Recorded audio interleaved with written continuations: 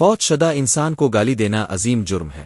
حضرت معاذ رضی اللہ عنہ سے روایت ہے کہ نبی کریم صلی اللہ علیہ وسلم نے مجھ سے فرمایا میں تمہیں مسلمان کو گالی دینے عادل حاکم کی نافرمانی سے منع کرتا ہوں، اور فوت شدہ کے در پہ ہونا بہت ہی شدید ہے، یعنی کہ فوت شدہ کو گالی دینا برا کہنا بہت شدید جرم ہے، تو انسان کو اس سے اجتناب کرنا ضروری ہے۔